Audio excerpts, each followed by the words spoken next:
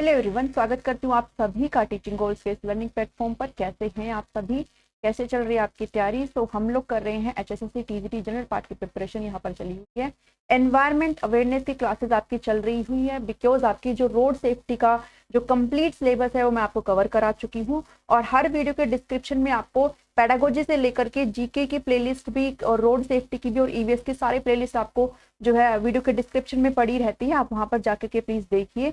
और पर्यावरण जागरूकता के बारे में आज का जो टॉपिक रहने वाला है, इस जो पहली जो यूनिट है आपका उसका लास्ट ये टॉपिक रहने वाला है। डिफोरेस्टेशन को पढ़ेंगे, इसके इफेक्ट क्या होते हैं, कंट्रोल हम कैसे कर सकते हैं। डिफोरेस्टेशन को हिंदी में भाई बहुत सारे इसके नाम होते हैं। वनोन्मूलन होता है प्रभाव, वनों की कटाई भी आप इसको बोल सकते हो, निर्वनीकरण भी आप इसको बोल सकते हो। ठीक है, निर्वनीकरण, वनों की कटाई, पेड़ों की कटाई, कुछ भी बहुत सारे इसके नाम होते हैं। तो इंग्लिश में ऐसा चीजों में थोड़ा सा स्टेबिलिटी होती है कि इंग्लिश में, इसलिए आप थोड़ा सा याद करके चला करो, हिंदी में बहुत सारे नाम होते हैं। कंटेंट की अगर बात करें तो यहाँ पर आपको सारा कंटेंट बाइलिंगुअल मिलने वाला है। और साथ ही जितना भी है आपको हिंदी और इंग्लिश मीडियम के जो भी कैंडिडेट हैं उनको यहाँ पर समस्या नहीं आएगी। तो डिफोरेस्टेशन के डेफिनेशन को पढ़ेंगे कि क्या होता है, ये इंपॉर्टेंस क्या होती है फॉरेस्ट की आपकी लाइफ में, नेचर के ऊपर, सारी चीजों के बारे में, इसके कारण क्या है, डिफोरेस्टेशन के इफेक्ट क्या है एनवायरनमेंट के ऊपर, इसके कंट्रोल मेजर्स जो कि आपके लिए सिलेबस में आपको मेजरली दिया गया है। ठीक है, वीडियो पसंद आती तो लाइक कर देना, शेयर कर देना, और चैनल पर नए हो तो फटाफट से सब्सक्राइब कर लो भाई, सब्सक्राइब करना बिल्कुल फ्री होता है। चलिए स्टार्ट कर दे। डिफोरेस्टेशन को सबसे पहले समझेंगे कि आखिर ये होता क्या है। देखिए, एक होता है डिफोरेस्टेशन, ठीक है, डिफोरेस्टेशन, और एक होता है रिफोरेस्टेशन। इसको समझो पहले। री का मतलब क्या होता है? री का मतलब होता है दोबारा, ठीक है, फिर से। और फॉरेस्ट मतलब पेड़ लगाना, फिर से पेड़ लगाना, यानी कि फॉरेस्ट को फिर से क्रिएट करना होता है रिफोरेस्टेशन। वहीं अगर बात करूं डिफोरेस्टेशन की, तो डी का मतलब होता है खत्म करना, डिस्ट्रैक्ट करना, ठीक है, और किसको? फॉरेस्ट को। तो जब हम पेड़ों की कटाई करते हैं, जब हम अपने वनों को यहाँ पर खत्म कर रहे होते हैं, फिर चाहे वो अपने स्वार्थ के लिए, चाहे फिर वो किसी भी गतिविधि के लिए, तो उस प्रक्रिया को क्या बोला जाता है? उस प्रक्रिया को यहाँ पर डिफोरेस्टेशन बोला जाता है। ठीक है, तो इतना समझ में आया दोनों के बीच में फर्क क्या होता है। Deforestation can be defined as a large scale removal of trees from forest और other land for the facilitation of human activities. मानव की जो गतिविधियां होती है अपनी खुद की भलाई के लिए, जैसे अभी पॉपुलेशन बहुत ज्यादा इंक्रीज होती जा रही है, तो कहीं ना कहीं रहने को भी चाहिए, कहीं ना कहीं कृषि को भी चाहिए, और बहुत सारे इंफ्रास्ट्रक्चर यहाँ पर डेवलप हो रहे हैं। तो इस चीज के लिए हम लोग कर क्या रहे हैं? इस चीज के लिए हम लोग पेड़ों को काट रहे हैं। तो ये जो पेड़ों की कटाई करने की प्रोसेस है, जो लगातार हमारे एनवायरनमेंट को कहीं ना कहीं बहुत अफेक्ट कर रही है, इस चीज को यहाँ पर फोरेस्टेशन बोला जाता है। ठीक है, वनों की कटाई को मानव गतिविधियों की सुविधा के लिए हम लोग अपने अपने सुविधा के लिए कर रहे हैं, हम लोग अपने, ठीक है, अपनी खुद की फैसिलिटी को के लिए कर रहे हैं कि पेड़ों को हम हटा रहे हैं। ठीक है, तो ये एक सीरियस एनवायरमेंटल कंसर्न है, एक प्राकृतिक चिंता वाली बात है ये, बिकॉज जो एनवायरमेंट है वो कहीं ना कहीं हमारे लिए बहुत अच्छे अच्छे काम करते हैं। और कहीं ना कहीं जो फॉरेस्ट है वो, चाहे आप वाटर साइकिल ले लीजिए, चाहे आप कार्बन डाइऑक्साइड का बैलेंस ले लीजिए, सारी चीजों को यहाँ पर वन जो है, पेड़ जो है वो यहाँ पर बैलेंस करके चलते हैं। अगर हम इस चीज को, डिफोरेस्टेशन को, अगर हम पेड़ों को ही काटने लग जाएंगे तो कहीं ना कहीं हमारे एनवायरमेंट के लिए एक नेगेटिव इफेक्ट ये लेकर के आएगा।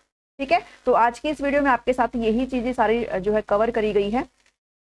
एनवायरमेंट के लिए एक बहुत बड़ा मुद्दा ये होने वाला है, क्योंकि हम लगातार पेड़ों की कटाई यहाँ पर करते जा रहे हैं।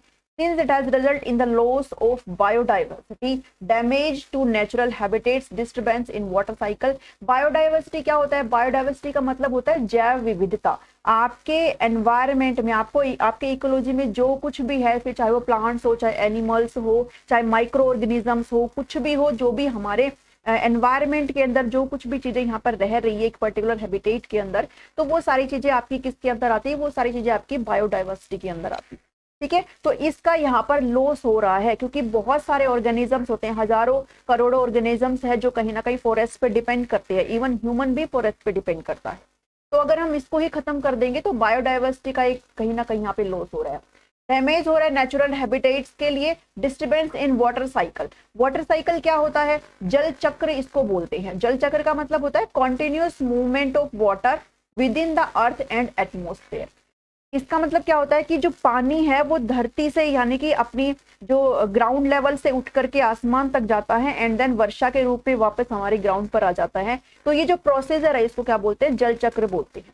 जब बहुत गर्मी हो जाती है तो ह्यूमिडिटी बन जाती है और पानी जो है वो लिक्विड फॉर्म को छोड़ करके गैस फॉर्म में इवापोरेट होकर के ऊपर चला जाता है और बादलों का रूप धारण कर लेता है। वहां पर वो जो गैस फॉर्म में पानी है वो ठंडा होकर के कंडेंसेट हो जाता है एंड देन वो वापस से पानी बन करके बारिश के फॉर्म में नीचे आ जाता है। तो जो पानी ऊपर से उठ करके नीचे से उठ करके ऊपर गया और ऊपर से उठ करके वापस नीचे आ गया, इसी को ही जल चक्र बोला जाता है। ठीक है। और सॉइल इरोजन, सॉइल इरोजन का मतलब होता है मृदा अपरदन। अगर आपने सुना हो, मृदा क्षरण भी इसको बोलते हैं। तो इसके अंदर जो टॉप मोस्ट सॉइल होती है, जो कि फर्टाइल सॉइल होती है, जो बहुत इंपॉर्टेंट होती है प्लांट्स के लिए, वो वाली जो सॉइल है वो कहीं ना कहीं बह जाती है पानी के साथ या फिर उसका कटाव हो जाता है वायु के साथ, कैसे भी, तो उसको सॉइल इरोजन बोलते हैं। तो जो वन जो होते हैं, जो पेड़ होते हैं, वो कहीं ना कहीं मिट्टी को अपनी जकड़ में रखते हैं, उसको पकड़ के अच्छे से कस के रखते हैं। अगर पेड़ नहीं होंगे तो वो जकड़ नहीं रह पाएगी और जो टॉप मोस्ट सोइल है वो कहीं ना कहीं इरोज हो जाएगी। ठीक है। तो ये गंभीर मुद्दे हैं जो कि हमारे एनवायरमेंट के लिए है। तो इस चीज के बारे में हमें बहुत ज्यादा यहाँ पर सोचने की जरूरत है, क्योंकि आज के टाइम में हम लोग पेड़ों की कटाई बहुत ज्यादा मात्रा में करते जा रहे हैं। Deforestation is also a contributor to climate change and global warming. ठीक है। क्लाइमेट चेंज के भाई अगर पेड़ ही नहीं रहेंगे तो कहीं ना कहीं जो कार्बन डाइऑक्साइड है उसको कंज्यूम करते हैं पेड़, अपने जो फोटोसिंथेसिस का प्रोसेस होता है जिसमें वो खाना बनाते हैं, उसमें वो कार्बन डाइऑक्साइड का इस्तेमाल करते हैं। तो जो CO2 हम लोग रिलीज कर रहे हैं उस CO2 का को बैलेंस पेड़ ही तो कर रहे हैं। तो अगर पेड़ नहीं रहेंगे तो वो CO2 कहाँ जाएगी, वो यही रह जाएगी। तो कहीं ना कहीं, और ग्रीन हाउस गैस में जो मेजरली गैस होती है जो हमारे एनवायरमेंट के लिए खतरनाक है, जो ग्रीन हाउस गैस है, वो कार्बन डाइऑक्साइड है। तो अगर कार्बन डाइऑक्साइड का को बैलेंस नहीं किया गया थ्रू प्लांट्स तो फिर यहाँ पर दिक्कत हो जाएगी। ठीक है। तो यहाँ पर क्लाइमेट की चेंज और ग्लोबल वार्मिंग के लिए कहीं ना कहीं ये कंट्रीब्यूट करता है। तो अगर पेड़ नहीं रहेंगे तो हमारे पास इस चीज की समस्या और भी ज्यादा खड़ी हो जाएगी, बिकॉज ऑलरेडी है ही। ठीक है।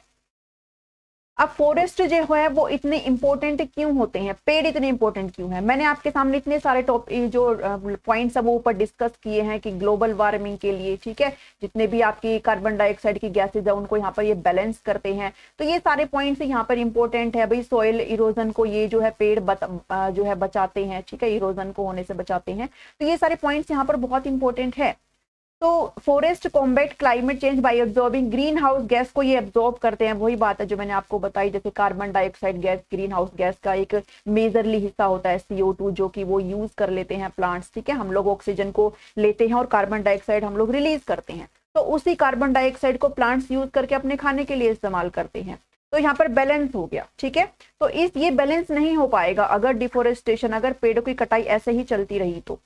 दे are a source of oxygen का सोर्स है, फूड का सोर्स है, क्लीन वाटर का सोर्स है और मेडिसिन का। बहुत सारी मेडिसिन होती है, जैसे आयुर्वेदिक दवाइयां होती है। ठीक है। खाने के लिए भी हम लोग मोस्टली पेड़ों पर डिपेंड करते हैं। जो जीव जंतु है वो तो रहते ही हैं पेड़ों पर डिपेंड। तो ये इस चीज का भी एक जो है जरिया होता है।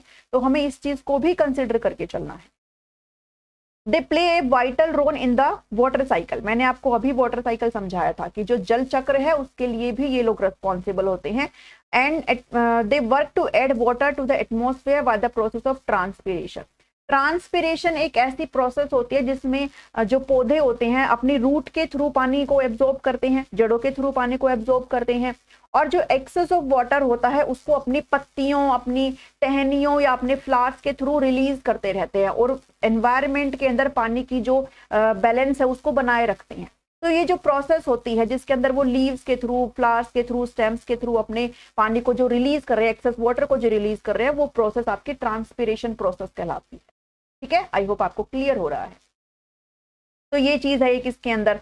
हिंदी में भी है, वे जल चक्र में एक महत्वपूर्ण भूमिका निभाते हैं और ट्रांसपिरेशन को हिंदी में वाष्पोत्सर्जन की प्रक्रिया के माध्यम, ठीक है, वाष्पोत्सर्जन इसको बोलते हैं, वातावरण में पानी जोड़ने का काम करते हैं, पानी को एक तरीके से बैलेंस करके रखते हैं। ठीक है। The large mass of trees in forest areas combats soil erosion by, मतलब फॉरेस्ट क्यों इंपॉर्टेंट है, वही सारे पॉइंट्स है ये कि भाई सॉइल इरोजन को यहाँ पर बचाते हैं। मिट्टी की जो टॉप मोस्ट सॉइल होती है, जो ऊपर की फर्टाइल मिट्टी होती है, इसको बहने से कहीं ना कहीं बचाते हैं, इसके कटाव का मुकाबला ये करते हैं। ठीक है। फॉरेस्ट जो होता है वो होम होता है 50% of all species of the planet. यहाँ पर जो प्लेनेट है अपना जो अर्थ है उसके ऊपर जो 50% से भी ज्यादा जो प्रजातियां हैं उसका घर है यहाँ पर फॉरेस्ट के अंदर।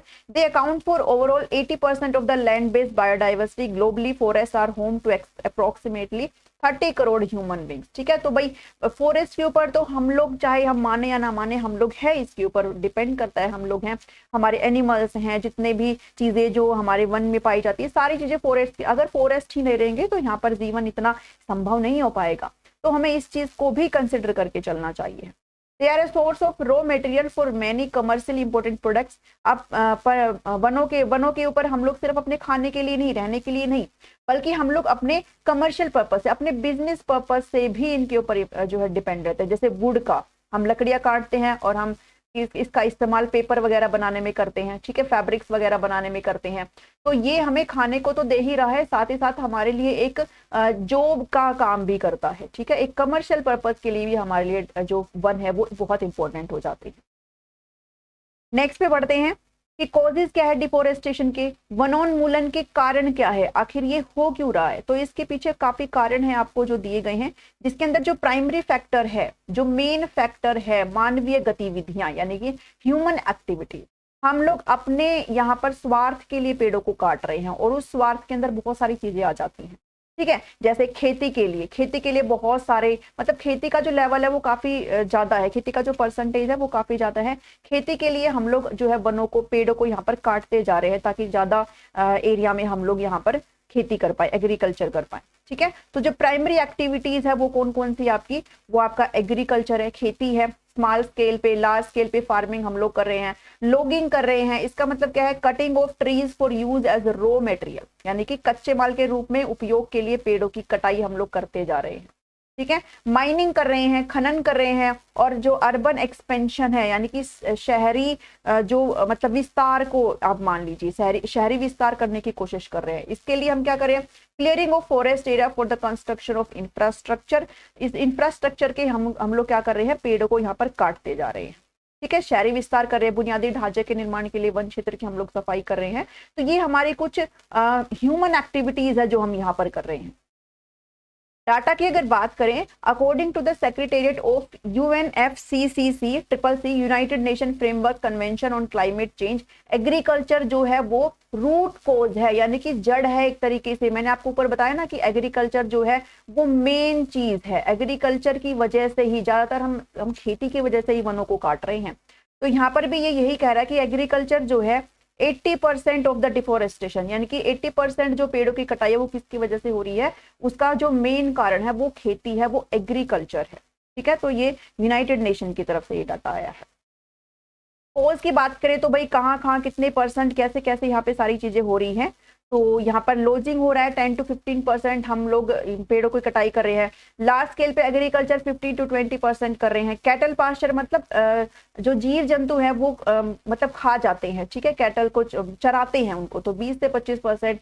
उसके बाद अगर बात करें स्मॉल होल्डर एग्रीकल्चर है 35 to 40%, अदर है 5% है। तो हम ऐसे अपने जो डिफोरेस्टेशन, अपने जो वन है उनको यहाँ पर खत्म करते जा रहे हैं। ठीक है, और ऐसा नहीं है कि मानवीय गतिविधियां, कुछ सेकेंडरी चीजें भी होती हैं, नेचुरल कारण भी होते हैं, secondary factors that contribute to. अब वो तो था कि मानवीय फैक्टर्स यानी कि ह्यूमन एक्टिविटीज क्या क्या थी, हम जो कर रहे थे, किड्स कर रहे थे, ठीक है, अपने अपने कमर्शियल पर्पज के लिए कटाई कर रहे थे। एक आता है सेकेंडरी फैक्टर। सेकेंडरी फैक्टर कौन से होते हैं, over population and population growth increases the requirement. आप सभी को पता है भाई, इंडिया में हो चाहे कहीं भी हो, पॉपुलेशन का जो मतलब जो वृद्धि है, जनसंख्या में जो वृद्धि है वो बहुत बढ़ती जा रही है, और इसी वजह से हमारी जो मांगे हैं वो भी बढ़ती जा रही है। फिर चाहे हमारे रहने का हो, चाहे खाने का हो, चाहे कृषि का हो, सारी चीजें यहाँ पर जो है बढ़ती जा रही है। ठीक है, तो इस वजह से भी डिफोरेस्टेशन यहाँ पर हो रहा है, ये एक मेन काज है। यहाँ पर घर बनाने के लिए, कंस्ट्रक्शन ऑफ होम्स, बिल्डिंग्स बनाने के लिए हम लोग यहाँ पर इस वनों की कटाई करते जा रहे हैं। एग्रीकल्चर के लिए जितनी ज्यादा लोग यहाँ पर बढ़ेंगे उतनी ही ज्यादा यहाँ पर खेती करनी पड़ेगी, एग्रीकल्चर करना पड़ेगा to meet the increase demand for food, क्योंकि लोग बढ़ते जा रहे हैं तो भाई खाने के लिए भी वहां पर दिक्कतें होंगी। तो इस चीज के लिए हम लोग एग्रीकल्चर बहुत ज्यादा करते जा रहे हैं, और जब एग्रीकल्चर हम कर रहे हैं तो हम लोग वनों की कटाई कर रहे हैं। कंस्ट्रक्शन ऑफ रोड, सड़क बनाने में, डैम्स बनाने में, अदर इंफ्रास्ट्रक्चर, ठीक है, बांध वगैरह, अदर बुनियादी ढांचों का निर्माण करने के लिए हम लोग इन चीजों का यूज जो है यहाँ पर काटते जा रहे हैं इन चीजों को, तो इसे भी यहाँ पर हमें जो है कंसिडर करना चाहिए। अब कुछ नेचुरल कॉज भी है जो हम नहीं करते हैं, ह्यूमन एक्टिविटीज के थ्रू नहीं हो रहे बल्कि नेचुरली हो रहे हैं, ठीक है, जैसे बाढ़ वगैरह आ गई या फिर कोई बीमारी वगैरह आ गई, ठीक है। तो यहाँ पर destruction of forest due to hurricanes, यानी कि तूफान वगैरह आ गया, बाढ़ आ गई, कोई दूसरा नेचुरल कोई कारण हो गया, ठीक है, कोई प्राकृतिक अदर नेचुरल प्राकृतिक जो आपदाएं हैं उसके कारण जंगलों का यहाँ पर विनाश हो रहा है। अब invasion of the forest ecosystem by parasites that destroy trees, पेड़ों को नष्ट करने वाले परजीवी, यानी कि जो खुद खाना नहीं बनाते हैं, मतलब दूसरों के अंदर घुस करके उनका खाना खाते हैं, तो कुछ पैरासाइट्स होते हैं जो यहाँ पर अटैक कर देते हैं पेड़ों पे, तो इसकी वजह से ये हो रहा है। उसके बाद जो मेन कारण देखने को मिलता है वो होता है फॉरेस्ट फायर, आग लग जाती है जंगलों में। आपने वो अमेजोन वाली आग देखी होगी, है ना, कितनी भयंकर वाली लगी थी, पीछे अमेजोन के जंगलों में आग लगी थी। तो इससे पेड़ों का नाश तो हो ही रहा है, साथ ही जितने भी वहां पर इकोसिस्टम है, जितने भी एनिमल्स है, वो भी कहीं ना कहीं उनमें जिंदा जल जाते हैं। तो यहाँ पे एक जो है ना, ये मेन यहाँ पर मुद्दा हो जाता है जो कि नेचुरल कारण बनता है। साथ ही जो फर्स्ट पॉइंट है वो भी यहाँ पर एक मेन चीज का काम करता है, ठीक है। How does deforestation affect the environment. अब जो पेड़ों की हम कटाई कर रहे हैं वो हमारे पर्यावरण को कैसे यहाँ पर अफेक्ट कर रहे हैं, वनों की कटाई पर्यावरण को कैसे यहाँ पर प्रभावित कर रही है। तो वो ही मैंने जो आपको बताया, क्योंकि हम पेड़ काटते जा रहे हैं और कार्बन डाइऑक्साइड हम लोग रिलीज करते हैं, तो कार्बन डाइऑक्साइड का जो लेवल है एनवायरमेंट वो क्या हो जाएगा, वो इंक्रीज हो जाएगा। बिकॉज पेड़ तो रहेंगे नहीं जो उसको बैलेंस करेंगे, उसको अपने खाने के पर्पज के लिए यूज करेंगे, जैसे CO2 का इस्तेमाल करते हैं फोटोसिंथेसिस के लिए, तो कार्बन डाइऑक्साइड का लेवल तो बढ़ जाएगा। अगर कार्बन डाइऑक्साइड का लेवल बढ़ा तो फिर और क्या बढ़ जाएगा, ग्रीन हाउस वाली चीज है यहाँ पर, ठीक है। ग्रीन हाउस गैस जो होती है वो कार्बन डाइऑक्साइड मैक्सिमम वाली चीज होती है। उसके बाद सोइल इरोजन, यहाँ पर मिट्टी का जो कटाव है वो होना शुरू हो जाएगा, जो टॉप मोस्ट सोइल है वो यहाँ पे बहना स्टार्ट हो जाएगी, और अगर वो बह गई तो कहीं ना कहीं फिर हम कुछ भी चीजें उसमें इतना अच्छे से उगा नहीं सकते हैं, ठीक है। बायोडाइवर्सिटी पे बहुत ज्यादा इसका फर्क पड़ रहा है, जैव विविधता के ऊपर बहुत ज्यादा इसका फर्क पड़ रहा है। अदर जो इफेक्ट है डिफोरेस्टेशन के उनको भी देख लेते हैं। दूसरे जो इफेक्ट्स हैं, इकोनॉमी पे बहुत फर्क पड़ रहा है। कैसे फर्क पड़ रहा है, क्योंकि हाँ, अगर वनों के ऊपर हम लोग अपनी कमर्शियल पर्पज के लिए भी, जैसे लकड़ी के ऊपर, पेपर वगैरह के लिए हम लोग लकड़ियों की कटाई करते हैं, ठीक है, हम लोग रॉ मटेरियल के लिए वनों के ऊपर डिपेंड करते हैं, तो अगर वन ही नहीं रहेंगे तो फिर हम लोग ये सारी चीजें लाएंगे कहाँ से। तो facilitates the generation of raw material for a wide range of industries, जितने भी इंडस्ट्रीज होते हैं वहां पर कहीं ना कहीं वनों के ऊपर डिपेंड करते हैं, जैसे एग्रीकल्चर इंडस्ट्री है, वुड इंडस्ट्री है, कंस्ट्रक्शन इंडस्ट्री है, यहाँ पर ये सारे लोग कहीं ना कहीं किसी ना किसी रूप में पेड़ों पर डिपेंड करते हैं। तो अगर ये सारी चीज यहाँ पर हमने ध्यान में नहीं रखी तो इसमें भी हमें इकोनॉमी में भी इसका बड़ा नुकसान हो सकता है। अब इसको हम कैसे कंट्रोल कर सकते हैं, जो कि आपके सिलेबस में दिया गया है हमें, उसे कंट्रोल करने के लिए यहाँ पर एक तरीके से गवर्नमेंट का भी रोल है, और जरूरी नहीं है भाई गवर्नमेंट का रोल तो है ही, साथ ही as a individual, as a responsible citizen हमारा भी यहाँ पर एक अहम रोल हो जाता है। जरूरी नहीं है सरकार ये सारी चीजें करे, है ना, हमें भी यहाँ पर चीजें करनी चाहिए। तो अगर बात करें सरकार की तरफ से ऐसा क्या चीजें यहाँ पर हो जानी चाहिए, implementation of security measures and strict laws, यानी कि अगर आप इलीगल तरीके से पेड़ों की कटाई कर रहे हो तो एक स्ट्रिक्ट जो है नियम और कानून, सख्त उपाय और सख्त कानून का यहाँ पर एक तरीके से होना चाहिए गवर्नमेंट की तरफ से, अगर आप इलीगली पेड़ों को काट रहे हो, ठीक है। आपने वो मूवी देखी थी ना पुष्पा, उसके अंदर भी ये सारी चीजें चलती थी, ठीक है। तो यहाँ पर क्या है कि आपको अगर इलीगल तरीके से अगर आप पेड़ को काट रहे हो तो आपके लिए एक स्ट्रिक्ट रूल यहाँ पर बनना चाहिए। Increasing the count and range of forest under government protection, जितने भी आप फॉरेस्ट वगैरह है इनका संरक्षण जो है एक तरीके से ना सरकारी संरक्षण होना चाहिए। गवर्नमेंट को चाहिए कि इन चीजों को कंजर्व करे, ठीक है, ऐसे तो फिर यहाँ पर पेड़ जो है कटते रहेंगे। नेक्स्ट है केयरफुली प्लानिंग द कंस्ट्रक्शन की जो प्लानिंग है वो बिल्कुल ऐसे करनी चाहिए ताकि जो रोड डैम्स वगैरह है, ताकि हम कम से कम लॉस कर सके फॉरेस्ट एरिया को। मतलब अगर आप कहीं पर रोड वगैरह बना रहे हो, कहीं प्लान अगर डैम्स वगैरह बना रहे हो, तो आप ऐसी चीजें गवर्नमेंट को देखनी चाहिए कि वहां पर फॉरेस्ट वगैरह का जो नुकसान है वो कहीं ना कहीं कम, ठीक है, ऑप्टिमाइज कर सके। Management of forest by banning inefficient agriculture practices, ऐसी चीजों को यहाँ पर हमें नहीं लाना चाहिए जो कहीं ना कहीं हमारे एनवायरनमेंट के लिए सही नहीं है, जैसे कुशल कृषि पद्धति, जैसे स्लेश एंड बर्न कृषि, यानी कि स्लेश एंड बर्न एग्रीकल्चर, हम लोग इसमें क्या करते हैं, उगाते हैं एंड जो बाद में जो इसके रिमेन्स बच जाते हैं उसको हम जला देते हैं। तो उस जलाने से हमारी जो मिट्टी है उसका जो फर्टिलिटी है वो खराब हो जाती है। तो जो स्लैश एंड बर्न ये जो एग्रीकल्चर का पैटर्न है, इसको कहीं ना कहीं हमें एक प्रतिबंध लगाना चाहिए गवर्नमेंट को, ठीक है। हाँ, क्या हालांकि इस पे बात होती रहती है, बट फिर भी ये चीजें होती है गाँव में, फिर भी यही चीजें जो है चलती रहती है कि हम जो रिमेन्स होते हैं उसको यहाँ पर जला देते हैं। Facilitating the production and use of wood alternative to reduce the demand for timber, example bamboo and सब। हम जो है लकड़ियों का यहाँ पर यूज करते हैं, ठीक है, लकड़ियों को काटते हैं। इस चीज के लिए इन्होंने कहा है कि एक अल्टरनेटिव हमारे सामने हो सकता है, हम इतनी लकड़ियां ना काटें, हम जो है यहाँ पर एज ए बैम्बो की ये जो लकड़ी है ना, बैम्बो की लकड़ी, इसका इस्तेमाल हम लोग कर सकते हैं, ठीक है। बांस लकड़ी के ईंधन के विकल्प के रूप में हम इसका इस्तेमाल कर सकते हैं। Launching new reforestation campaigns. Reforestation मैंने आपको बताया ना, री का मतलब होता है पुनः, पुनः, और फॉरेस्ट का मतलब वन। तो पुनः वन का निर्माण करने वाली ये जो कैंपेन है, इनको हमें लॉन्च करना चाहिए। ज्यादा से ज्यादा पेड़ लगाने पर गवर्नमेंट को ध्यान देना चाहिए, लोगों में अपील करनी चाहिए है कि भाई आप जो है ज्यादा से ज्यादा पेड़ लगाइए, ताकि जो डिफोरेस्टेशन हो रहा है उसको कहीं ना कहीं यहाँ पर बैलेंस किया जा सके, ठीक है। अब साथ ही लेकर के चलते हैं एज ए इंडिविजुअल हम लोगों की क्या रेस्पॉन्सिबिलिटी। हम लोग एक इंडिया के अंदर रह रहे हैं, एक रेस्पॉन्सिबल सिटीजन हम लोग हैं, तो हमारी भी यहाँ पर रेस्पॉन्सिबिलिटी बनती है। हर चीज गवर्नमेंट के ऊपर नहीं थोपी जा सकती। Every human in the planet share the responsibility to preserve its resource. आपके जो भी संसाधन हैं उनको भी कंजर्व करने की जिम्मेदारी एज ए ह्यूमन बीइंग सबकी होती है, सिर्फ गवर्नमेंट की नहीं होती है, ठीक है। तो आपको चाहिए कि अपने पर्पस के लिए, आपकी जो फ्यूचर जनरेशन है उनके लिए, ठीक है, आपको जो है सारी चीजें यहाँ पर प्रिजर्व करके रखनी चाहिए, और आपको चाहिए कि आप जो है टाइम टू टाइम इन चीजों को यहाँ पर देखते रहे।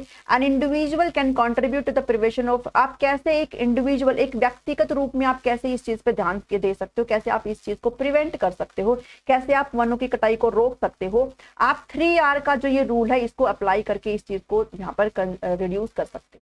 3R के अंदर रिड्यूस आता है, यानी कि आप जो कर रहे हो, जैसे पेड़ों की कटाई हम लोग कर रहे हैं, इसको हम रिड्यूस कर सकते हैं। रिड्यूस करने का मतलब क्या है कि हम पेड़ों की कटाई कर रहे हैं तो उसको हम कम करना स्टार्ट कर दें। रीयूज करना, हम लोग यूज करते हैं, थ्रू कर देते हैं, फेंक देते हैं, यूज करते हैं, थ्रो कर देते हैं, तो हम इसको रीयूज भी करना हमें आना चाहिए। एंड नेक्स्ट है रीसाइकल, ठीक है। रिसाइकल वाली चीजें भी हमें, यानी कि यूज कर लिया उसको हम अल्टरनेट वे में कैसे और अदर तरीके से यूज कर सकते हैं, वो रिसाइकल वाली चीजें यहाँ पे। तो ये जो 3R की चीजें हैं, इसको अगर हम फॉलो करते हैं तो कहीं ना कहीं हम अपने जो फॉरेस्ट है उसको यहाँ पर प्रिजर्व कर सकते हैं, ठीक है। रिड्यूस का मैंने वही बताया कि reducing the amount of paper consume. जैसे आप लोग पेपर का यूज कर रहे हो तो उसका यूज जो है कम कर दीजिए, ठीक है। आजकल डिजिटल वाला सिस्टम आ गया तो पेपर वैसे ही थोड़े कम होने यूज हो गए हैं। तो पूरी अगर कंप्लीट तरीके से अगर डिजिटलाइजेशन हो जाएगा तो कहीं ना कहीं इस चीज में हमें रिलीफ मिलेगा। तो अगर हम पेपर का यूज करना ही कम कर देंगे तो वुड जो है, लकड़ियों का कटना कम हो जाएगा, लकड़ियों का कटना कम हो जाएगा तो हम अपने जो वन है वो हम अपने आप ही बच जाएंगे। रीयूज का मतलब होता है अवॉइड करना use and throw products to prevent wastage. हम वेस्ट करते रहते हैं, एक बार यूज किया थ्रो कर दिया, यूज किया थ्रो कर दिया। तो आदत बनानी चाहिए कि हम उसको एज ए इंडिविजुअल रीयूज में ला सकें, ठीक है। रिसाइकल करना, diligently recycle all used would and paper products. जितने भी आप लोग लकड़ी और पेपर के ये जो भी चीजें प्रोडक्ट्स यूज करते हो, आप इसको एज ए रिसाइकल भी कर सकते हो। जरूरी नहीं है कि आपने एक बार यूज किया और उसको फेंक दिया। तो आज की इस वीडियो में आपके साथ मैंने ये डिस्कस किया है कि हम लोग डिफोरेस्टेशन का टॉपिक था हमारा। आई होप आपको यहाँ पर वीडियो समझ में आई होगी। पसंद आया है तो भाई इसको लाइक कर देना, शेयर कर देना और सब्सक्राइब कर लीजिए टीचिंग गोल्स को, बिकॉज सब्सक्राइब करना बिल्कुल फ्री होता है। मिलती हूँ नेक्स्ट वीडियो में। और ये जो पीडीएफ है, जिन्होंने भी पीडीएफ का एक्सेस लिया है, आपको ऐड कर दी जाएगी। जो मॉर्निंग में क्लास ली थी उसका मैंने पीडीएफ ऐड कर दिया है, जीके के पीडीएफ भी वहां पर ऐड कर दिए गए हैं। और जिनको भी एक्सेस लेना है आप यहाँ पर मुझे 7419055279 पे व्हाट्सएप करके इन्फॉर्मेशन ले सकते हैं। आपको पेड पीडीएफ यहाँ पर अवेल हो जाएगी, ठीक है।